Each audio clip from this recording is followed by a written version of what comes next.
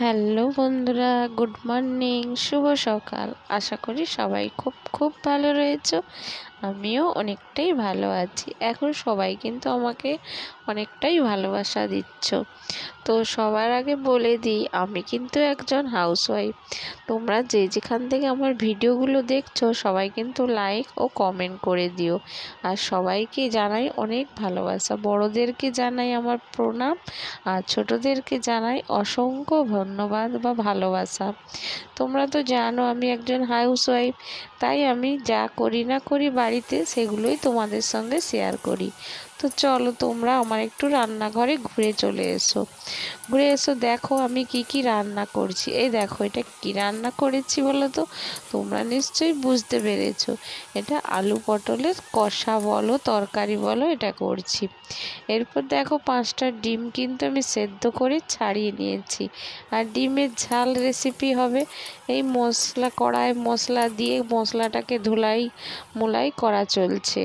তো ওদিকে মশলাটা ধুলাই মোলাই করে অল্প পরিমাণ জল দিয়ে ডিমগুলো দিয়ে দিয়েছি।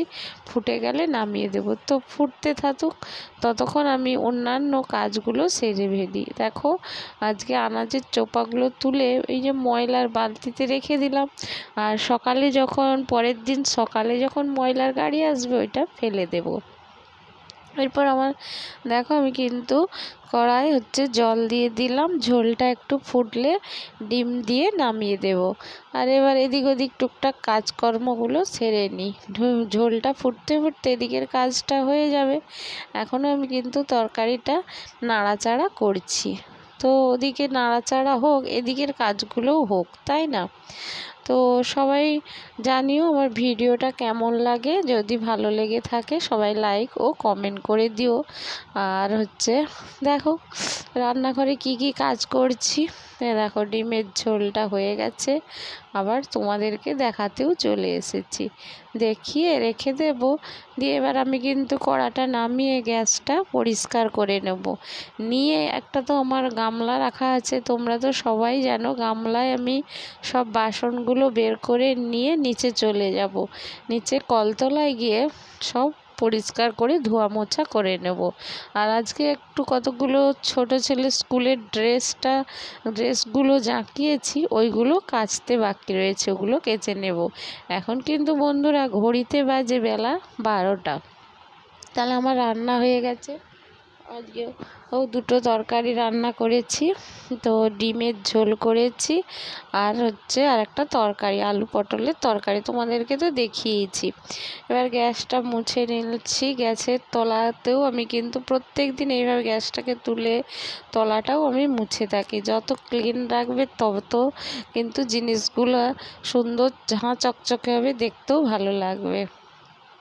আর এই দেখো এখানে আমার বেসিনে গ্যাসের এই যে বার্নারগুলো, ওগুলো একটু ধুয়ে নিই। ওটাকে আর নিচে নিয়ে যাবো না, ওটাকে এখানে ধুয়েই আমি রেখে দেবো। দিয়ে আর সমস্ত কিছু নিয়ে নিচে এখন কলতলায় রেখে দিয়ে চলে এসেছি। এবার দেখো আমার কিন্তু গিয়ে একটু সিঁড়ি টিড়িগুলো ভাবছি দুপুরে একটু সময় আছে। আর হাজবেন্ড তো কাজে গিয়েছে, একটু দেরি করে আসবে, তাই ভাবছি এগুলো একটু ঝাড়াপোছা পরিষ্কার করে নিই। তাই বন্ধুরা, পুজো তো সামনেই চলে এসছে, ঘর বাড়ি কি পরিষ্কার করব না? তা কখনো হয়? তাই একা হাতে একদিন দুদিনে তো পারবো না, তাই একটু একটু করে এগিয়ে রাখছি, দিয়ে সব পরিষ্কার করে নেব। আর সিঁড়িটাও ঝাঁটিয়ে দিচ্ছি।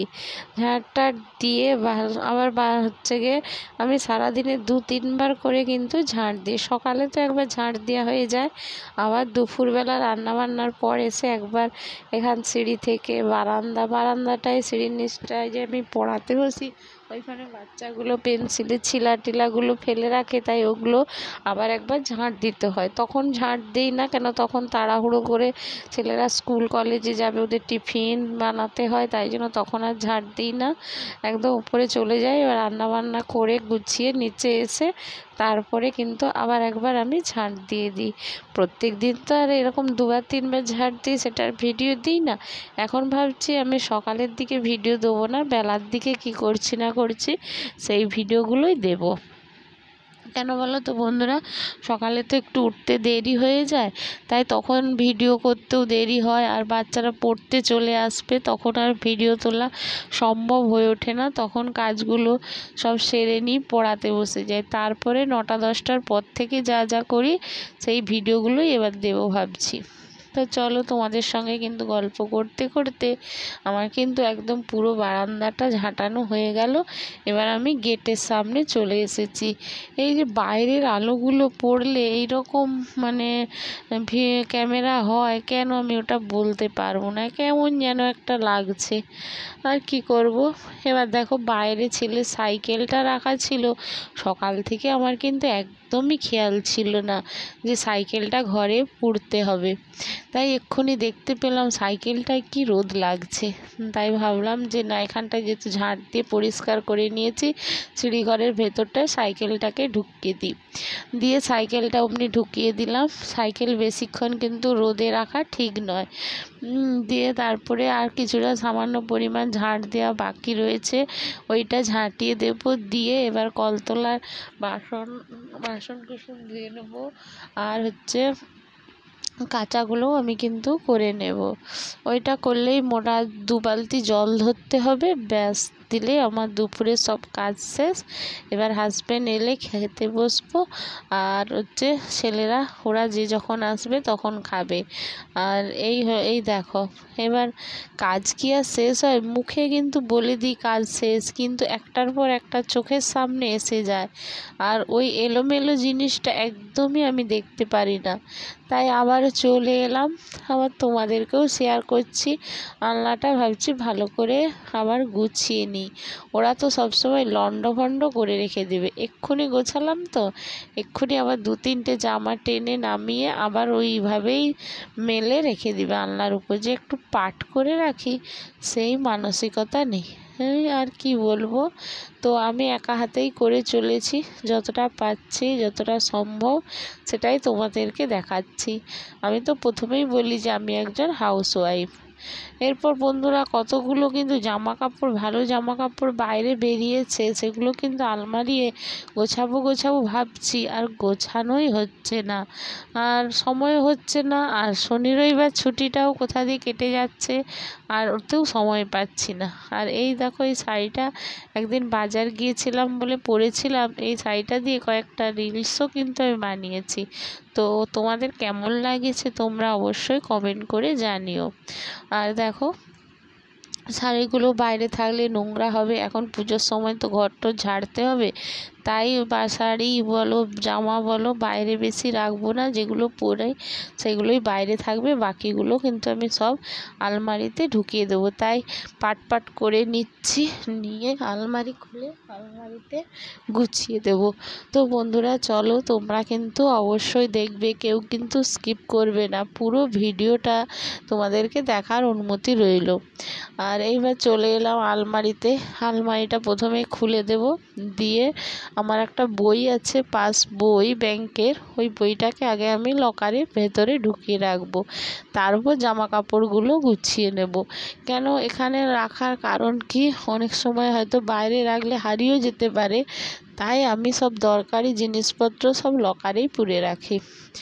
দিয়ে এবার দেখো, জামা কাপড়গুলো একে একে করে আমি সব গুছিয়ে দেব। গোছানো হয়ে গেলে তো চলো, তোমরা কিন্তু দেখতে থাকো, অবশ্যই কমেন্টে জানাবে যে আমার ভিডিওগুলো তোমাদের কেমন লাগলে।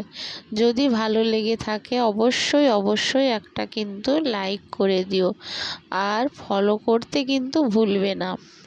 এ দেখো, এবার আমি কলতলায় সব বাসনগুলো মেজে ধুয়ে রেখে দিয়ে চলে এলাম। এরপর আমি জলের বালতিটা বসিয়ে দেব, আর জলগুলো ভরে নেব, আর যেগুলো কেচেছিলাম ওই কাঁচাটা এনে উপরে মেলে দিয়ে আসবো। তো আজকের মতো ভিডিওটা শেষ করলাম, টাটা বন্ধুরা।